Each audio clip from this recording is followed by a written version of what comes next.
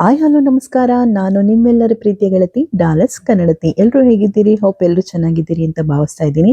ಇವತ್ತಿನ recipe ಆರೋಗ್ಯಕರವಾದಂತಹ recipe. ಹೆಸರು ಕಾಳು ಹಾಗೆ ಸಬ್ಸಿಗೆ ಸೊಪ್ಪನ್ನು ಬಳಸ್ಕೊಂಡು ಒಂದು ಬಸ್ಸಾರ್ ರೆಸಿಪಿನ ಮಾಡಿ ತೋರಿಸ್ತಾ ಇದ್ದೀನಿ. ಇದು ಮಧ್ಯಾಹ್ನದ ಊಟಕ್ಕೆ, ರಾತ್ರಿ ಊಟಕ್ಕೆ ತುಂಬಾನೇ ಚೆನ್ನಾಗಿರುತ್ತೆ. ಮುದ್ದೆಗೆ, ಅನ್ನಕ್ಕೆ ಈ ತರ ಸಾಂಬಾರನ್ನ ಮಾಡ್ಕೊಂಡ್ರೆ, ಪಲ್ಯ ಇದ್ರೆ ತುಂಬಾನೇ ಟೇಸ್ಟಿ ಆಗಿರುತ್ತೆ. ಹಾಗೆ ಆರೋಗ್ಯಕ್ಕೂ ಕೂಡ ತುಂಬಾನೇ ಒಳ್ಳೇದು. ಸೊ ತಡ ಮಾಡೋದ್ ಬೇಡ, ಇದನ್ನ ಮಾಡೋದು ಹೇಗೆ ಅಂತ ನೋಡೋಣ ಬನ್ನಿ. ಮೊದಲಿಗೆ ಒಂದು ಕುಕ್ಕರ್ನ ಇಟ್ಕೊಂಡಿದ್ದೀನಿ. ಅದಕ್ಕೆ ನಿಮಗೆ ಎಷ್ಟು ಪಲ್ಯ ಬೇಕೋ ಅದರಲ್ಲಿ ಅಷ್ಟು ನೀವು ಕಾಳನ್ನ ತಗೋಬಹುದು. ನಾನು ಇದರಲ್ಲಿ 3 ಲೋಟ ಆಗುವಷ್ಟು ಕಾಳನ್ನ ತಗೊಂಡಿದ್ದೀನಿ. ಚೆನ್ನಾಗಿ ತೊಳೆದು ಅದು ಮುಳುಗುವಷ್ಟು ನೀರನ್ನ ಹಾಕೊಂಡಿದ್ದೀನಿ. ಹಾಗೆ ಇದಕ್ಕೆ ರುಚಿಗೆ ತಕ್ಕಷ್ಟು ಉಪ್ಪನ್ನ ಹಾಕೊಳ್ತಾ ಇದ್ದೀನಿ. ಉಪ್ಪನ್ನ ಹಾಕೊಂಡು ಒಂದು ನೀಟಾಗಿ ಮಿಕ್ಸ್ನ ಕೊಟ್ಕೊಳ್ಳಿ. ಸೊ ಇವಾಗ ಇದನ್ನ ಮುಚ್ಚಳನ ಮುಚ್ಚಿ ಒಂದು 3 ವಿಷಲ್ನ ಬರ್ಸಿದ್ರೆ ಸಾಕು. ನೀವೇನಾದ್ರು ಸೋಕ್ ಮಾಡಿ ಇಟ್ಕೊಂಡ್ರೆ ಒಂದ್ 2 ವಿಷಲ್ ಬರ್ಸಿದ್ರೆ ಸಾಕು. ನಾನು ಸೋಕ್ ಮಾಡಿಲ್ಲ, ಇನ್ಸ್ಟೆಂಟ್ ಆಗಿ ಮಾಡ್ತಿರೋದ್ರಿಂದ 3 ವಿಷಲ್ ಬೇಕಾಗುತ್ತೆ. ಸೊ ಒಲೆ ಮೇಲೆ ಇಟ್ಟು 3 ವಿಷಲ್ ಬರ್ಸ್ಕೊಳ್ಳಿ. ನೆಕ್ಸ್ಟ್ ಮಸಾಲೆನ ರೆಡಿ ಮಾಡ್ಕೊಳ್ಳೋಣ. ಮಸಾಲೆಗೆ ಒಂದು ಜಾರ್ಗೆ ಒಂದು ಅರ್ಧ ಈರುಳ್ಳಿನ ಕಟ್ ಮಾಡಿ ಇಟ್ಕೊಂಡಿರೋದನ್ನ ಹಾಕೊಂಡಿದ್ದೀನಿ. ಹಾಗೆ 1 ಕಪ್ ಆಗುವಷ್ಟು ಕಾಯಿ ತುರಿನ ಹಾಕೊಳ್ತಾ ಇದ್ದೀನಿ. ಹಾಗೆ 2 ಟೊಮೆಟೊನ ಹಾಕೊಳ್ತಾ ಇದ್ದೀನಿ. ನಿಮ್ಗೆ ಹುಳಿ ಜಾಸ್ತಿ ಇನ್ನೂ ಇಷ್ಟ ಇದ್ರೆ ಬೇಕಾದ್ರೆ ಸ್ವಲ್ಪ ಹುಣಸೆಹಣ್ಣು ಕೂಡ ಹಾಕೋಬಹುದು. ಅದು ಕೂಡ ತುಂಬಾ ಟೇಸ್ಟ್ ಚೆನ್ನಾಗಿರುತ್ತೆ. ಹಾಗೆ ಖಾರಕ್ಕೆ ಅನುಗುಣವಾಗಿ ಮಸಾಲೆ ಸಾಂಬಾರ್ ಪುಡಿನ ಹಾಕೊಳ್ತಾ ಇದ್ದೀನಿ. 1 ರಿಂದ 1.5 ಟೇಬಲ್ ಸ್ಪೂನ್ ಆಗುವಷ್ಟು ಹಾಕೊಳ್ತಾ ಇದ್ದೀನಿ. ಇದಕ್ಕೆ ಖಾರ ಸ್ವಲ್ಪ ಜಾಸ್ತಿ ಇದ್ರೆ ಚೆನ್ನಾಗಿರುತ್ತೆ. ಹಾಗೆ ಸ್ವಲ್ಪ ಕೊತ್ತಂಬರಿ ಸೊಪ್ಪನ್ನ ಹಾಕೊಳ್ತಾ ಇದ್ದೀನಿ. ಕಡ್ಡಿ ಸಮೇತ ಹಾಕೊಳ್ಳಿ, ಚೆನ್ನಾಗಿರುತ್ತೆ.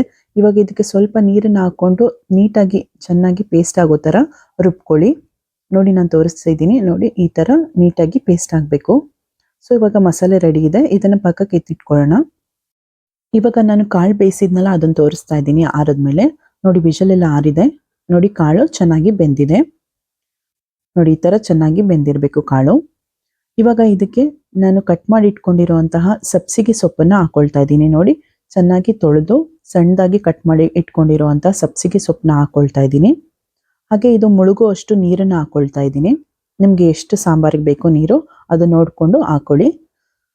ಸೊ ಸ್ವಲ್ಪ ನೀರನ್ನ ಹಾಕೊಂಡು ಇದನ್ನು ನೀಟಾಗಿ ಮಿಕ್ಸ್ ಮಾಡ್ಕೊಳ್ತಾ ಇದ್ದೀನಿ. ಒಂದು 2 ಕಪ್ ಆಗುವಷ್ಟು ನೀರು ಬೇಕಾಯಿತು. ಸೊ ನಾನು ನೀರನ್ನ ಹಾಕೊಂಡು ನೀಟಾಗಿ ಸೊಪ್ಪು ಮತ್ತೆ ಕಾಳು ಮಿಕ್ಸ್ ಆಗೋ ತರ ಮಿಕ್ಸ್ ಮಾಡಿಕೊಂಡು ಮುಚ್ಚಳನ ಹಾಗೆ ಮುಚ್ತಾ ಇದ್ದೀನಿ. ಕಂಪ್ಲೀಟ್ ನಾನು ಕ್ಲೋಸ್ ಮಾಡ್ತಾ ಇಲ್ಲ. ಸ್ವಲ್ಪ ಅದು ಕುದಿಯೋ ತನಕ ಬಿಡ್ತೀನಿ. ಸೊಪ್ಪು ಹಾಗೆ ಕಾಳು ನೀರು ಇದಾಗೋ ತನಕ. ನೋಡಿ ಇವಾಗ ಇದಾಗಿದೆ. ಈಗ ಸೊಪ್ಪು ಮತ್ತೆ ಕಾಳನ್ನ ತಕ್ಕೊಂಡು ಆ ನೀರನ್ನ ಸಪ್ರೇಟ್ ಮಾಡ್ಕೊಳ್ಳೋಣ ಬನ್ನಿ. ನೋಡಿ ನಾನು ಕಾಳು ಮತ್ತೆ ನೀರನ್ನ ಸಪ್ರೇಟ್ ಮಾಡ್ಕೊಂಡಿದ್ದೀನಿ. ಸೊ ಇವಾಗ ಕಾಳಲ್ಲಿ ಪಲ್ಯ ಮಾಡ್ಕೋಬಹುದು, ನೀರಲ್ಲಿ ಸಾಂಬಾರ್ನ ಮಾಡ್ಕೋಬಹುದು. ಈಗ ಫಸ್ಟ್ ಸಾಂಬಾರ್ನ ಮಾಡಿ ತೋರಿಸ್ತಾ ಇದ್ದೀನಿ. ಒಂದು ಒಲೆ ಮೇಲೆ ಒಂದು ಕುಕ್ಕರ್ನ ಇಟ್ಕೊಂಡು 1-2 ಟೇಬಲ್ ಸ್ಪೂನ್ ಆಗುವಷ್ಟು ಎಣ್ಣೆನ ಹಾಕಿ 1 ಟೇಬಲ್ ಸ್ಪೂನ್ ಆಗುವಷ್ಟು ಜೀರಿಗೆ ಮತ್ತೆ 1 ಟೇಬಲ್ ಸ್ಪೂನ್ ಆಗುವಷ್ಟು ಸಾಸಿವೆನ ಹಾಕೊಳ್ಳಿ. ಅದು ಸ್ವಲ್ಪ ಚೆನ್ನಾಗಿ ಚಟಪಟ ಅಂತ ಸಿಡಿದ ಮೇಲೆ ಸ್ವಲ್ಪ ಬೆಳ್ಳುಳ್ಳಿ, ಈರುಳ್ಳಿ ಹಾಗೆ ಒಣಮೆಣಸಿನಕಾಯಿನ ಹಾಕೊಂಡು ಚೆನ್ನಾಗಿ ಫ್ರೈ ಮಾಡ್ಕೊಳ್ಳಿ. ಸೊ ಇದು ಸ್ವಲ್ಪ ಚೆನ್ನಾಗಿ ಫ್ರೈ ಆದ್ಮೇಲೆ ಸ್ವಲ್ಪ ಇಂಗನ್ನ ಹಾಕೊಳ್ಳಿ. ಇಂಗನ್ನ ಹಾಕೊಂಡು ಸ್ವಲ್ಪ ಚೆನ್ನಾಗಿ ಫ್ರೈ ಮಾಡ್ಕೊಳ್ಳಿ. ಹಾಗೆ ಸ್ವಲ್ಪ ರುಚಿಗೆ ತಕ್ಕಷ್ಟು ಉಪ್ಪನ್ನ ಹಾಕೊಳ್ಳಿ. ಸೊ ಇವಾಗ ಇದು ಚೆನ್ನಾಗಿ ಫ್ರೈ ಆಗಿದೆ. ಈಗ ಇದಕ್ಕೆ ರುಬ್ಬಿಟ್ಕೊಂಡಿರೋ ಮಸಾಲೆ ತೋರಿಸಿದ್ನಲ್ಲ ಅದನ್ನ ಹಾಕೊಳ್ತಾ ಇದ್ದೀನಿ. ಹಾಗೆ ಮಿಕ್ಸಿ ಜಾರ್ಗೆ ಸ್ವಲ್ಪ ನೀರನ್ನ ಹಾಕೊಂಡು ಆ ನೀರನ್ನು ಕೂಡ ಇದಕ್ಕೆ ಹಾಕೊಳ್ಳೋಣ. ಸೊ ಇವಾಗ ಇದು ಸ್ವಲ್ಪ ಕಂಪ್ಲೀಟ್ ಚೆನ್ನಾಗಿ ಕುದಿಬೇಕು. ಮಸಾಲೆ ಹಸಿ ವಾಸನೆ ಹೋಗೋ ತನಕ ಕುದಿಲಿಕ್ಕೆ ಬಿಡೋಣ. ನೋಡಿ ಒಂದು 5 ರಿಂದ 10 ನಿಮಿಷ ಆದ್ರೆ ಸಾಕು, ಚೆನ್ನಾಗಿ ಕುದ್ದು ಎಣ್ಣೆ ಬಿಡುತ್ತೆ. ಇವಾಗ ನಾವು ನೀರನ್ನ ಸಪ್ರೇಟ್ ಮಾಡಿ ಇಟ್ಕೊಂಡಿದ್ವಲ್ಲ, ಕಾಳು ಸೊಪ್ಪು ನೀರು ಬೇಯಿಸ್ಕೊಂಡಿರೋದು, ಅದನ್ನ ಇದಕ್ಕೆ ಹಾಕೊಳ್ತಾ ಇದ್ದೀನಿ. ಸೊ ನೋಡಿ ಬಸ್ಸಾರು ತುಂಬಾನೇ ಟೇಸ್ಟ್ ಚೆನ್ನಾಗಿರುತ್ತೆ. ನಮ್ಮ ಕಡೆ ಈ ರೀತಿ ಬಸ್ಸಾರನ್ನ ಮಾಡ್ತಾರೆ. ನಿಮ್ಮ ಕಡೆ ಯಾವ ರೀತಿ ಮಾಡ್ತಾರೆ ಹೇಳಿ ಕಮೆಂಟ್ನಲ್ಲಿ. ನೋಡಿ ಇವಾಗ ಒಂದು ಕಡೆ ಇಟ್ಬಿಟ್ಟು ಅದನ್ನ ಕುದಿಯೋದಕ್ಕೆ ಬಿಟ್ಟಿದ್ದೀನಿ. ಇನ್ನೊಂದು ಒಲೆಯಲ್ಲಿ ನಾನು ಪಲ್ಯನ ಮಾಡ್ಕೊಳ್ತಾ ಇದ್ದೀನಿ. ಒಂದು ಬಾಣಲಿನ ಇಟ್ಕೊಂಡು ಅದಕ್ಕೆ 1-2 ಟೇಬಲ್ ಸ್ಪೂನ್ ಆಗುವಷ್ಟು ಎಣ್ಣೆನ ಹಾಕೊಂಡಿದ್ದೀನಿ. ಹಾಗೆ ಸ್ವಲ್ಪ ಸಾಸಿವೆನ ಹಾಕೊಳ್ತಾ ಇದ್ದೀನಿ. ಸಾಸಿವೆ ಚಟಪಟ ಅಂತ ಸಿಡಿದ ಮೇಲೆ ನಾನಿಲ್ಲಿ ಈರುಳ್ಳಿ ಮತ್ತೆ ಮೆಣಸಿನಕಾಯಿನ ಹಾಕೊಳ್ತಾ ಇದ್ದೀನಿ. ಸ್ವಲ್ಪ ಇದನ್ನ ಫ್ರೈ ಮಾಡ್ಕೊಳ್ಳೋಣ. ಇದು ಈರುಳ್ಳಿ ತುಂಬಾ ಏನು ಸಾಫ್ಟ್ ಆಗಿ ಫ್ರೈ ಆಗಬೇಕು ಅಂತ ಏನಿಲ್ಲ. ಸ್ವಲ್ಪ ಗರಿ ಗರಿ ಆಗಿದ್ರೇನೆ ಚೆನ್ನಾಗಿರುತ್ತೆ. ಸ್ವಲ್ಪ ರುಚಿಗೆ ತಕ್ಕಷ್ಟು ಉಪ್ಪು ಹಾಗೆ ಇಂಗನ್ನ ಹಾಕೊಂಡು ಸ್ವಲ್ಪ ಫ್ರೈ ಮಾಡ್ಕೊಳ್ಳಿ. ಒಂದು 2 ನಿಮಿಷದಲ್ಲಾದ್ರೆ ಸಾಕಾಗುತ್ತೆ. ನೋಡಿ ಇಷ್ಟು ಫ್ರೈ ಆದ್ರೆ ಸಾಕು. ಇವಾಗ ಕಾಳು ಮತ್ತೆ ಸೊಪ್ಪನ್ನ ಬೇಯಿಸ್ಕೊಂಡಿದ್ವಲ್ಲ ಅದನ್ನ ನಾನು ಹಾಕೊಳ್ತಾ ಇದ್ದೀನಿ. ಇವಾಗ ಒಂದು ನೀಟಾಗಿ ಮಿಕ್ಸ್ನ ಕೊಟ್ಕೊಳ್ಳಿ. ಈರುಳ್ಳಿ ಹಾಗೆ ಕಾಳು ಸೊಪ್ಪೆಲ್ಲ ನೀಟಾಗಿ ಮಿಕ್ಸ್ ಆಗೋ ತರ ಮಿಕ್ಸ್ ಮಾಡ್ಕೊಳ್ಳಿ. ಸೊ ಇದಾಗಿದೆ. ಇಷ್ಟಾದ್ರೆ ಇದು ಆಲ್ಮೋಸ್ಟ್ ಆಯ್ತು ಅಂತ. ಕೊನೆಯಲ್ಲಿ ಇದಕ್ಕೆ ಸ್ವಲ್ಪ ಕಾಯಿ ತುರಿನ ಹಾಕೊಳ್ಳಿ, ಒಳ್ಳೆ ಟೇಸ್ಟ್ ಇರುತ್ತೆ. ಹಾಗೆ ಇದಕ್ಕೆ ಕೊನೆಯಲ್ಲಿ ಕೊತ್ತಂಬರಿ ಸೊಪ್ಪನ್ನ ಹಾಕೊಳ್ತಾ ಇದ್ದೀನಿ. ಸಣ್ಣದಾಗಿ ಹೆಚ್ಚಿಟ್ಕೊಂಡಿರುವಂಥ ಕೊತ್ತಂಬರಿ ಸೊಪ್ಪನ್ನ ಹಾಕೊಂಡು ಒಂದು ನೀಟಾಗಿ ಮಿಕ್ಸ್ನ ಕೊಟ್ಟರೆ ಪಲ್ಯ ರೆಡಿ ಆಗುತ್ತೆ. ಸೊ ಇಷ್ಟೇ ಪಲ್ಯ. ಸೊ ರೆಡಿ ಆಯ್ತು ಇದು. ಸೊ ಪಲ್ಯ ಎಲ್ಲ ಇದು ಮಿಕ್ಸ್ ಆದಮೇಲೆ ಸಾಂಬಾರನ್ನ ನೋಡೋಣ. ಸಾಂಬಾರು ನೋಡಿ ಚೆನ್ನಾಗಿ ಕುದೀತಿದೆ. ಸೊ ಆಲ್ಮೋಸ್ಟ್ ಸಾಂಬಾರು ಆಗಿದೆ. ಇವಾಗ ಇದಕ್ಕೆ ಕೊನೆಯಲ್ಲಿ ಸ್ವಲ್ಪ ಕೊತ್ತಂಬರಿ ಸೊಪ್ಪನ್ನ ಹಾಕೊಳ್ತಾ ಇದ್ದೀನಿ.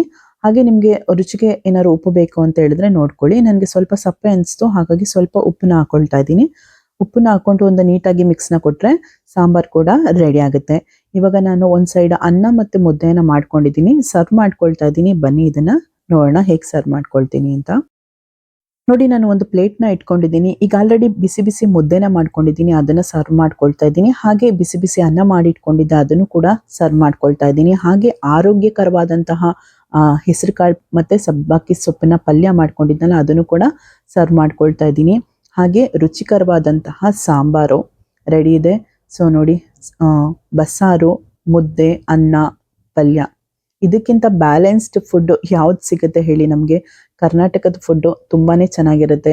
ನಮ್ಮ ಕರ್ನಾಟಕದ ಶೈಲಿಯ ಊಟ ರೆಡಿ ಆಗಿದೆ. ಇದು ಮಧ್ಯಾಹ್ನದ ಊಟಕ್ಕೆ, ರಾತ್ರಿ ಊಟಕ್ಕೆ ಎಲ್ಲದಕ್ಕೂ ಬೆಸ್ಟ್ ಅಂತಲೇ ಹೇಳ್ಬೋದು. ಮತ್ತೆ ತಡ ನೀವು ಮಾಡ್ಕೊಳ್ಳಿ. ಟೇಸ್ಟ್ ಹೇಗಿತ್ತು ಅಂತ ಕಮೆಂಟ್ನಲ್ಲಿ ನನಗೆ ತಿಳಿಸೋದನ್ನು ಮರಿಬೇಡಿ. ನಾನು ಮುಂದಿನ ವಿಡಿಯೋದಲ್ಲಿ ನಿಮಗೆ ಸಿಗ್ತೀನಿ.